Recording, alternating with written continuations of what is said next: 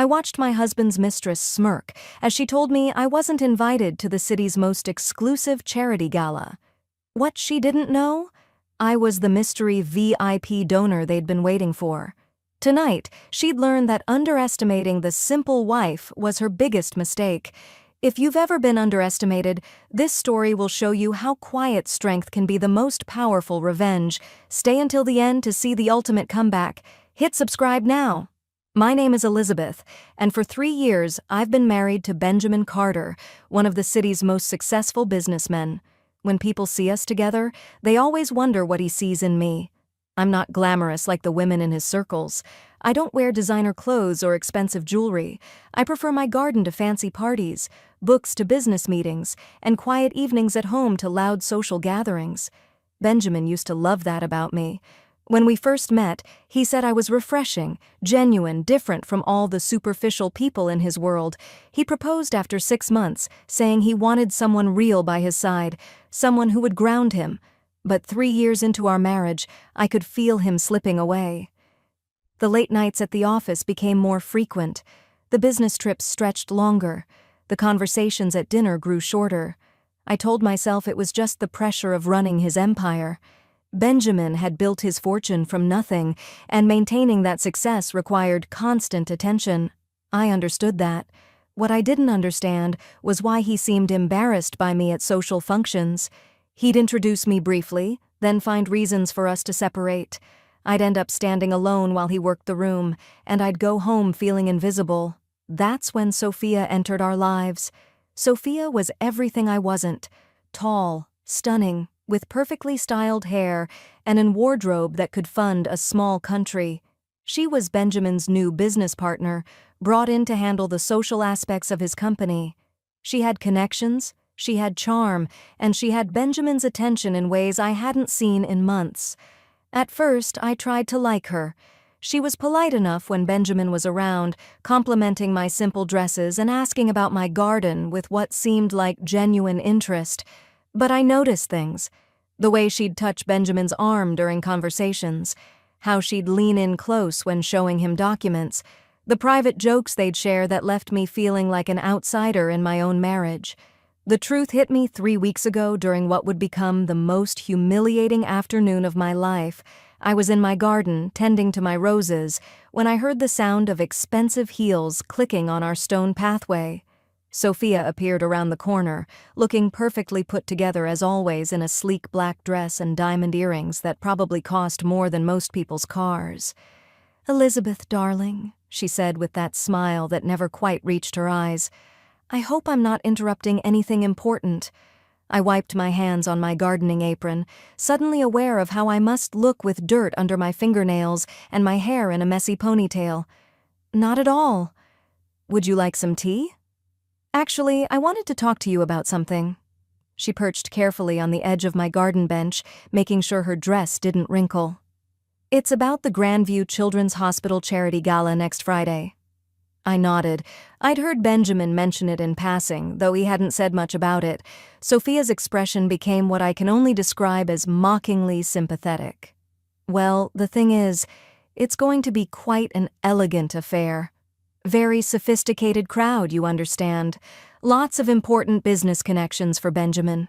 I felt a chill that had nothing to do with the evening air. "Okay."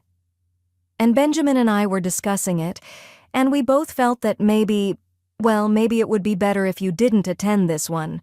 She tilted her head like she was explaining something to a child. "It's nothing personal, of course. It's just that these events can be quite overwhelming if you're not used to that level of society. All the politics, the conversations about business and investments. Benjamin mentioned that you're more comfortable with quieter settings." The words hit me like physical blows. "Benjamin said that?" "He's just being protective, really.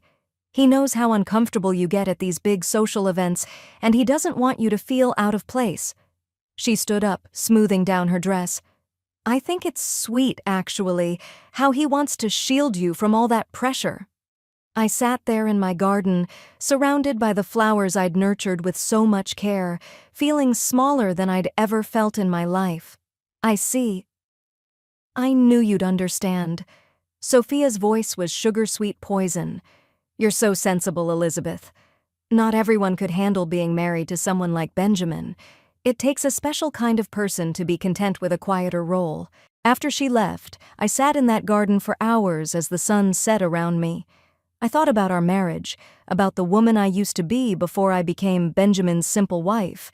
I thought about all the times I'd made myself smaller to fit into his world, all the times I'd stayed quiet when I had opinions, all the times I'd accepted being overlooked and underestimated. But what Sophia didn't know, what nobody in Benjamin's circle knew, was that I had a secret. A big one. For the past 5 years, since before I even met Benjamin, I'd been living a double life. Under the name E. Sterling, I was one of the city's most generous anonymous philanthropists.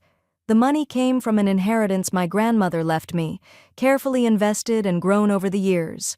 While everyone saw me as just a simple wife with simple interests, I'd been quietly funding children's hospitals, scholarship programs, homeless shelters, and community centers. I'd always kept it secret because I believed that true charity should be done without seeking recognition. I didn't want people to treat me differently because of my money. I didn't want Benjamin to marry me for my wealth instead of for me, and I certainly didn't want to become one of those society women who used their giving as a way to climb social ladders.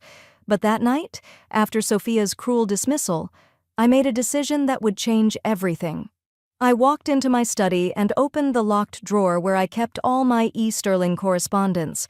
There, among thank you letters from hospital administrators and school principals, was an elegant invitation I'd received 2 weeks earlier.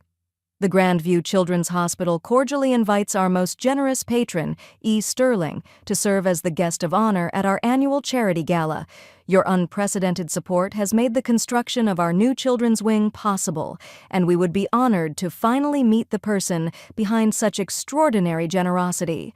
The same gala that Sophia had just told me I wasn't sophisticated enough to attend was being held specifically to honor my contributions. The hospital that Benjamin and Sophia thought I couldn't possibly understand the importance of had been almost entirely funded by my donations. The society that had dismissed me as too simple was about to discover exactly who they'd been underestimating. I spent the next week making careful preparations. I called the hospital director and confirmed that I would attend, but requested that my identity remain secret until the official announcement. I made appointments with the city's best stylist and personal shopper, and I arranged for something that would make an entrance none of them would ever forget. The morning of the gala, I woke up to find Benjamin rushing around our bedroom, getting dressed in his finest tuxedo. He barely looked at me as he adjusted his cufflinks. "I'll probably be quite late tonight," he said, not meeting my eyes. "Big event at the hospital." "Very important for the business." "The charity gala?" I asked innocently. He paused for just a moment. "Yes, you know how these things are. Lots of networking, very formal. You'd be bored." I nodded, keeping my expression neutral. "Of course." "I'll probably just stay in and read." He kissed my cheek absently and left without another word. An hour later, I watched from our bedroom window as a sleek car pulled up to collect him. Sophia stepped out, stunning in a silver dress that hugged every curve. She kissed his cheek and slipped her arm through his as they drove away together. I smiled to myself and began getting ready. The transformation was remarkable. The stylist had chosen a breathtaking yellow gown that flowed like liquid gold, elegant without being ostentatious. My hair was styled in a sophisticated updo that showed off the simple but expensive pearl necklace I'd chosen. Professional makeup enhanced features that I'd forgotten could look so striking. When I looked in the mirror, I saw a woman I barely recognized, confident, powerful, beautiful. The limousine I'd arranged arrived at exactly 7 o'clock. As we drove through the city toward the luxury hotel hosting the gala, I thought about what was waiting for me there. Benjamin would be playing the role of successful businessman, probably with Sophia by his side acting as his unofficial hostess. The city's elite would be mingling over champagne, discussing their contributions to charity, while having no idea that the woman they'd dismissed as too simple to join them had made their entire evening possible. The hotel was magnificent, lit up against the night sky with red carpet leading to the main entrance. I could see photographers positioned strategically, security guards checking invitations, and well-dressed guests streaming into the ballroom. Through the limousine's tinted windows, I watched this world that had never made space for me, knowing that in a few minutes everything would change. My driver opened the door and I stepped onto the red carpet. The effect was immediate. Conversations stopped mid-sentence as heads turned to see who had arrived in such style. Cameras flashed as photographers tried to identify the elegant woman in the flowing yellow gown. I walked slowly, confidently, toward the entrance, very aware that every eye was on me. I heard whispers following in my wake. "Who is she? I don't recognize her. She must be someone important to arrive like that." Inside the ballroom, the scene was exactly what I'd expected. Crystal chandeliers cast warm light over tables decorated with white flowers and gold accents. The city's most powerful people clustered in small groups, wine glasses in hand, discussing business and social politics. At the front of the room, a small stage was set up with a podium where the evening's presentations would take place. And there, near the bar, stood Benjamin and Sophia. Benjamin looked handsome in his tuxedo, but tired in a way I'd been noticing more and more lately. Sophia was radiant beside him, her silver dress catching the light as she laughed at something he'd said. She had her hand on his arm in a gesture that seemed both casual and possessive. They hadn't noticed me yet. Nobody had recognized me. In this setting, dressed like this, I was completely transformed from the simple wife they all knew. I was anonymous again, but this time by choice, and with power they couldn't imagine. The hospital director, Dr. Patterson, was making his way around the room with nervous energy. I'd spoken with him on the phone many times over the years, but we'd never met in person. He kept checking his watch and scanning the crowd, clearly looking for someone. I approached him with a gentle smile. "Dr. Patterson? I believe you've been expecting me." He turned, and his face went through a series of expressions as recognition dawned. Relief, surprise, and something that might have been awe flashed across his features. "Miss Sterling? Is it really you?" "It's really me," I said softly, "though I think it's time everyone knew that." Dr. Patterson's hands were actually shaking as he led me toward the stage. "Ladies and gentlemen," he announced, his voice carrying over the crowd, "if I could have your attention, please." The room gradually quieted, and I felt, rather than saw, Benjamin and Sophia turning to look toward the stage. My heart was beating so hard, I was sure everyone could hear it, but my hands were steady and my voice was calm. "Tonight we have a very special guest with us," Dr. Patterson continued. "For the past 5 years, our hospital has been blessed by the generosity of an anonymous donor who has preferred to remain behind the scenes. This person has funded our new children's wing, our pediatric research program, and countless other initiatives that have saved and improved thousands of young lives." I could see Benjamin now, his brow furrowed as he tried to understand what was happening. Sophia looked bored, probably wondering why the evening's program was starting so early. Tonight, this remarkable philanthropist has agreed to step forward and allow us to properly thank them for their extraordinary contributions. Ladies and gentlemen, please join me in welcoming Miss E. Sterling. The applause that followed was polite but confused. Most of the guests were still wondering who this E. Sterling was and why they should care, but as I stepped forward into the spotlight, I heard a sharp intake of breath from somewhere in the crowd. Benjamin had recognized me. "Thank you, Dr. Patterson," I said, my voice carrying clearly through the sound system, "and thank you all for being here tonight to support such an important cause." The confusion in the room was palpable. I could see people turning to whisper to each other, trying to place me. Near the bar, Sophia was staring at me with her mouth slightly open, clearly struggling to process what she was seeing. "Many of you know me as Elizabeth Carter," I continued, "Benjamin Carter's wife. What you don't know is that for the past 5 years, I've been honored to support children's health care in our city through anonymous donations. I've always believed that true giving should be done quietly, without seeking recognition or praise." The room was completely silent now. I could have heard a pin drop. But tonight, after being told that I wasn't sophisticated enough to attend this gala, I decided it was time to step out of the shadows.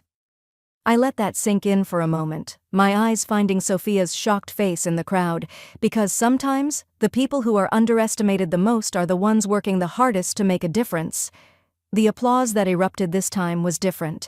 It was thunderous, genuine, filled with surprise and admiration. People were standing, clapping not just for my contributions but for the revelation itself. As I looked out over the crowd, I saw Benjamin pushing through the throng of people, his face pale with shock and something that might have been shame. Dr. Patterson took the microphone again, his voice warm with emotion. Ms. Sterling's contributions have totaled over $15 million, making possible not just our new children's wing, but our research programs, our community outreach, and our scholarship fund for underprivileged families.